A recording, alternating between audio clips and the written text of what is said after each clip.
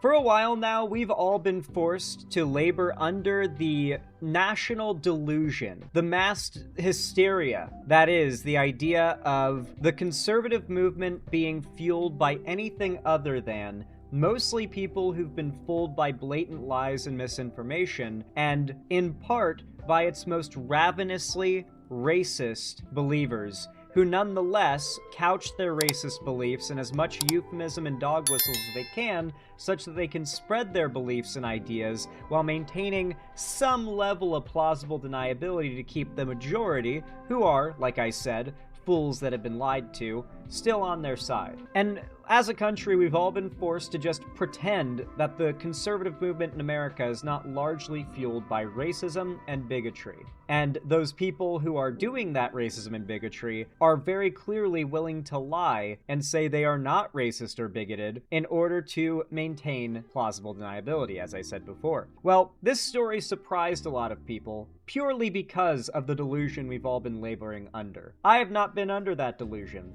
This story did not surprise me even a little bit, and if you watch me, I doubt it surprised you either. There was a group chat of a bunch of young Republican, volunteers for the White House and a bunch of colleges and stuff. Basically just a young Republican group chat of prominent young Republican activists. A bunch of Zoomers, a bunch of teens. Their group chat leaked, and yeah, they're all Nazis. To put it, I guess to quote them verbatim, they love Hitler. The reaction to this has been this faux, oh my god, how could this be? But let's be real, this is exactly what we all know is the case. The majority of right-wing culture online has always been perpetrated by racist 14-year-olds who've been radicalized in the last 3 years on the internet. That was the case when I was one of those little shithead teenagers, and that is still the case today, long after I've grown out of it myself. So, nothing about this surprised me, not even a little bit. They were 18 to 40, not all young. Well, of course they had some 40-year-olds in there grooming the young conservatives, but that just goes without saying. It's a conservative space. The kids are always getting groomed. But that said, this drama has been quite hilarious to watch unfold as people go, what? These young conservative teens like Hitler? Really? We're surprised by this? Come on. There's literally never been any more predictable of a headline than this. But let's hear about it. I've been wanting to talk about it, joke around, do a little bit of goofing and gaffing over it. I think it might be fun. We are getting a window into how a new generation of Republican activists talk when they think no one's listening, and it's really ugly. Politico obtained more than 7 months of Telegram chat messages between about a dozen young Republican leaders in New York, Kansas, Arizona, and Vermont. Now, MSNBC has not independently reviewed those messages, but what Politico published today shows the conservatives openly praising Adolf Hitler, making celebratory jokes about gas chambers and slavery and rape. For example, when the chair of Arizona Young Republicans asked if the New Yorkers in the chat were watching it. Wow, damn, they're literally in favor of every single thing the left says the right is in favor of. Rape, racism, murder, fucking, slavery. All these things that they say the left thinks the right is in favor of these things just because we're conservative. Well, when their group chats leak, it turns out they're doing a lot of praising Hitler. Not, we call them Nazis, and they're like, you think everyone's a Nazi. Meanwhile, their group chats leak, and they're a Hitler fan club. Of course, we're not surprised. We didn't just throw that accusation out errantly, as much as the right has gotten away with claiming this is something the left does serially, is just calling anyone who disagrees a Nazi. At least in my case, and in the case of most progressives, Nazi is a label often ascribed only to those who have very clearly met that label. So yeah, we're not even a little bit surprised that all these little shitheads were Nazis. NBA playoff game, New York State Republican Chair Peter Junta responded, I'd go to the zoo if I wanted to watch monkeys play ball. We should note that when Politico asked for comment, the Arizona Young Republican chair declined. Junta claimed the release of the chat is part of, quote, highly coordinated year-long character assassination led by an opponent, I think a kind of internecine opponent, a fellow conservative. Can we please make it clear that these people are not teens but are adults? I think some of them are confirmed to be like teens in the sense they're 17, 18, 19. But yeah, a lot of the people there are 20, 21, ranging to 40. And a big part of this whole group chat is the GOP more or less grooming, not in the sexual way. Well, maybe, but, you know, that's aside the point. Grooming, like, a flock of these, like, college age to, you know, like 30-year-old or so, like millennial-ish age guys to become voices for the right.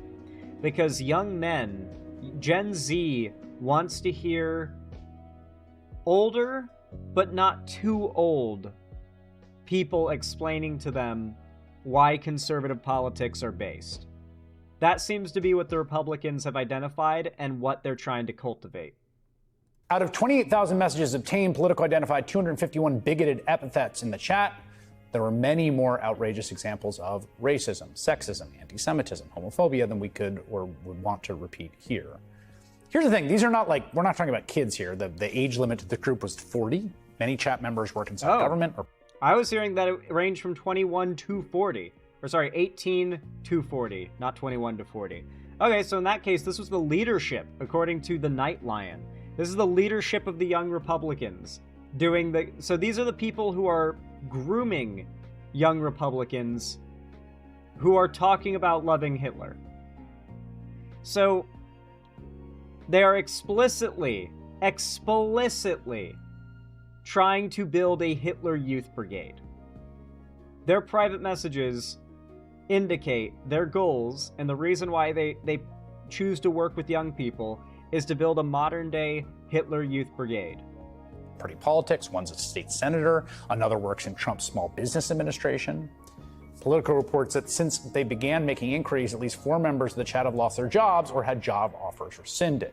Damn. Now, this kind of virulent hatred on display here has become quite familiar in Trump's very online Republican Party. I mean, all you have to do is find it is open a website called x.com, right? And you can see it everywhere. That one's run by Donald Trump's biggest political donor. Or imagine if the group chat of the actual young people and the young Republicans leaked. I feel like it would put the Nazi shit that these adults were saying to shame. Not gonna lie.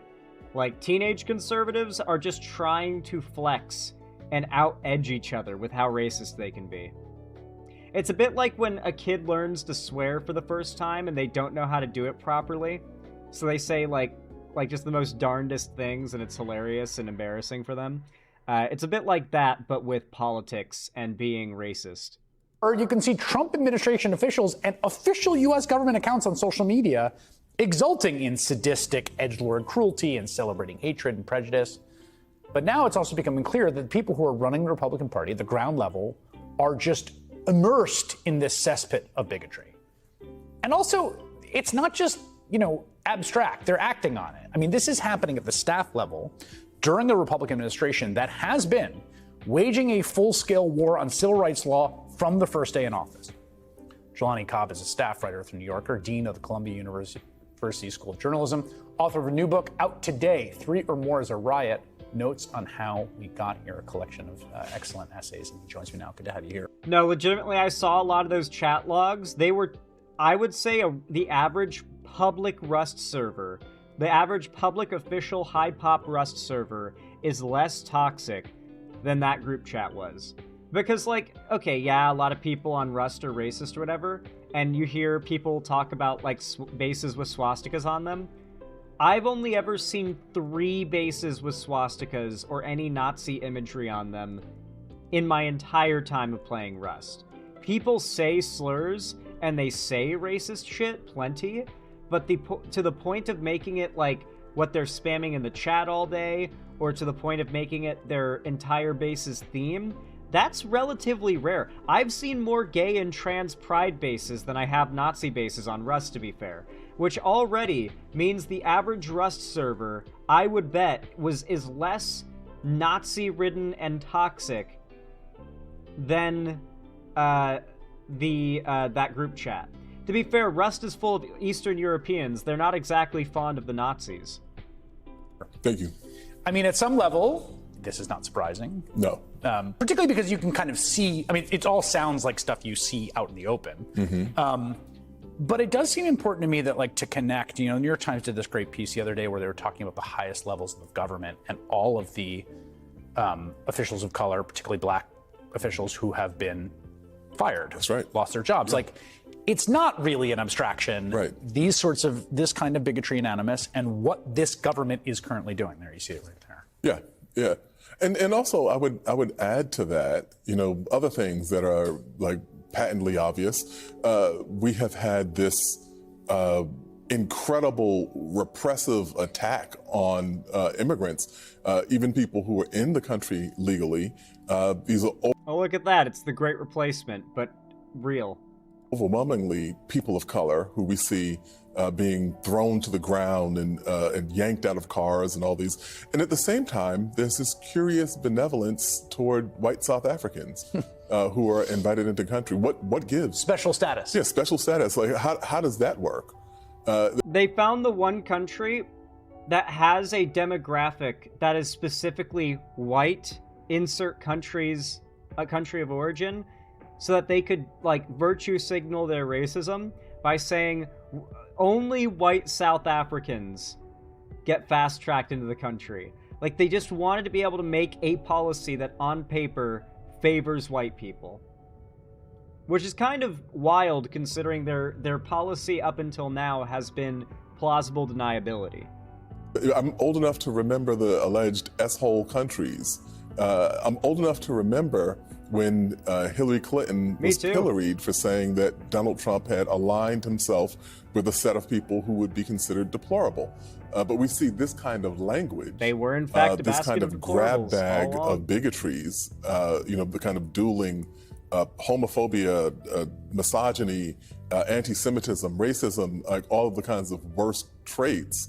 And it's been emboldened, has been facilitated by the movement, you know, the Trumpist movement. You know, one of the things that struck me in reading this piece is, you know, there's all sorts of private chats people have. And people, Sure. I want to be clear that, like, people say things in private that are different than what they say in public. Sure. And all signs of people have private communications that would be embarrassing made public.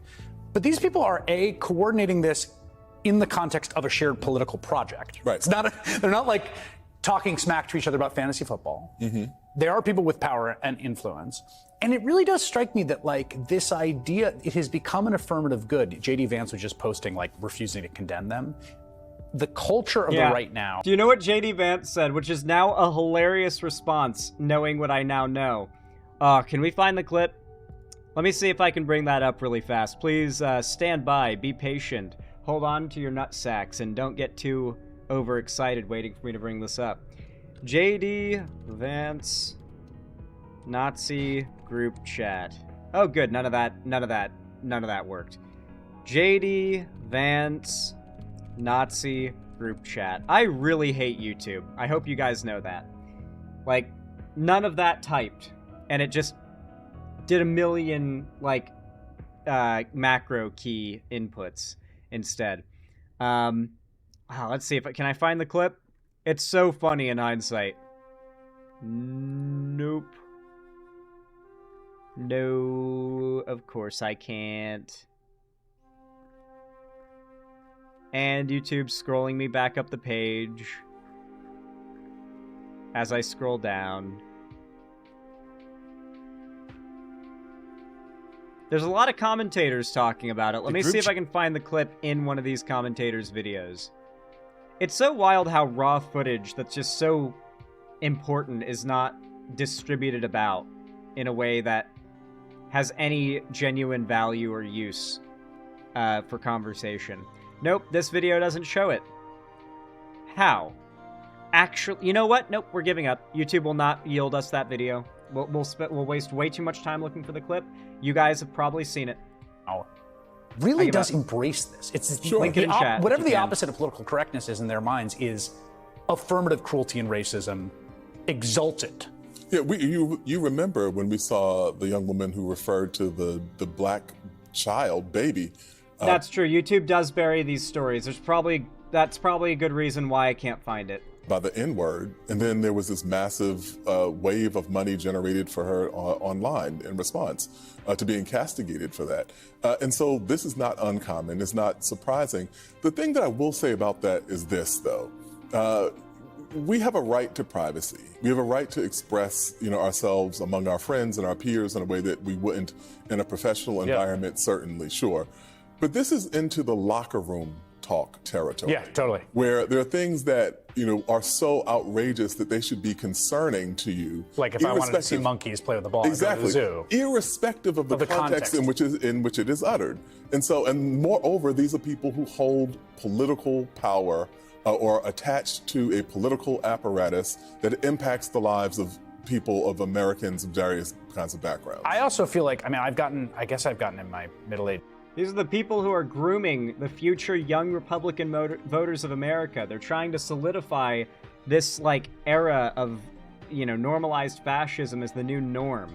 They want, the narrative, they want the Overton window in America to be, marginal liberalism on the left and full-on white supremacy being the majority on the right. And then they want to win every election with that being the majority of belief behind their votes. It's why Steven Crowder, in the last segment we were doing, was pre-hoc justifying a Day of the Rope style race war of white people engaging in retribution against black people for black on white crime. Stodgy about this or something, but I think shame and taboo are really important. I think virtue signaling as opposed to vice signaling is important. And I actually think it's really important for people to be told by other people, hey, that's disgusting what you said. Hey, that's offensive what you said. What you have here on the right these days is a culture that is the opposite. Right. That revels in it, right? That this sort of rebellion against censoriousness or DEI or you can't say anything anymore very quickly turns into we love Hitler. Right. As maybe originally a kind of ironic take, but then not so ironic the more you say it. But I wonder if it ever was that. Right, yeah, fair point. Yes, because I'm it's being charitable. Right, but even when you say this, okay, it's censorship, you don't want to prevent people from being able to express themselves, right. Sure. But what people are actually asking for is impunity. That's right. As in, you can say these things and there is no social consequence for it. And that social consequence, in some ways, is what civilization is made of. Right, right. Honestly, and so in my middle-agedness, Chris, I will see your demand for kind of maybe common decency and say that I believe that we should bring respect back. Yeah, just a basic level of respect. Jelani, I could not agree more, but I think it's important to remember that what the right has based much of their rhetoric and culture on is disrespect of the left, viewing the left as being more or less subhuman. The left is only to be acknowledged in contexts such to send hatred and malice their way. The left is never to be taken seriously or honestly engaged with, only to be strawmanned, gaslit, and lied about. That's how the right operates. They don't actually want to have a real conversation. If they did, then people like Steven Crowder wouldn't be finding random barber shops to debate people in. He'd be debating figures like, as much as I don't like him, he'd be debating people like Cenk Uygur, who is at least critical of the Trump administration enough to probably debate Steven Crowder. He would be debating people like Destiny, who would absolutely jump at and bite at the bit for the opportunity to debate Steven Crowder. He would not take that opportunity, though. Steven Crowder is terrified of debating anybody who is known. Vosh, as much as I don't like Vosh, he'd be terrified to debate him. Crowder probably would be down to debate me. I'm a nobody in Crowder's view. He would not be even a little bit scared to debate me, I think. He just doesn't know who I am. But there are a lot of figures on the left who are known for debating well. Think Sam Cedar. He would he's literally terrified of Sam Cedar. Oh no, Sam Cedar, what a fucking nightmare, and then runs away because Ethan Klein brought Sam Cedar in to ambush Steven Crowder. This is a guy who actively runs away from debates with people who know their shit. He will only debate people who don't know what they're talking about, and that is because the right will only acknowledge the left and those the left advocates for in the context of attacking them. And that is it. I don't think there can be any respect taught or conversation had until a lot of these people have yes, there will be external factors, but I think it'll largely be an internal journey they'll have that will lead them out of their beliefs and hopefully into, their critical thinking era, we'll call it.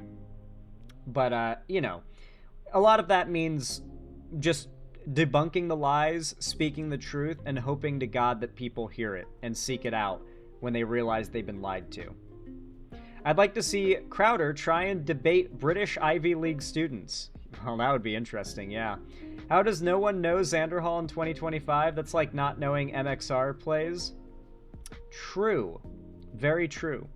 Anyway, if you enjoyed this video, if you found my content entertaining or enjoyable in any way, then please consider leaving a sub. Every subscription is a big help. And of course, don't forget to like and comment. It is totally free, and it is the best way to support my channel, streams, and videos. I really do mean it. Thank you so much to everybody who likes and comments. And of course, if you want to support me directly, financially, help me keep the lights on and a roof above my head here at the Xanderhall studio, and you think I deserve it, then please consider donating, subscribing, or gifting a sub on my website, xanderhall.com/live, or support me through YouTube, Twitch, Streamlabs, Stream Elements, or Patreon, or buy some custom Xanderhall merchandise through the Streamlabs link down below in the description. But finally, if you want to see more from me on other platforms, you should follow my social medias, especially joining my fan Discord, because every week, including tonight, I host gaming events, call-in streams, or watch parties, and tonight it's going to be a watch party of the new South Park. So if you guys are down for that, make sure you tune in. Join the Discord. Links down below in the description, as always. That said, though, thank you for watching, and I hope you have a good one.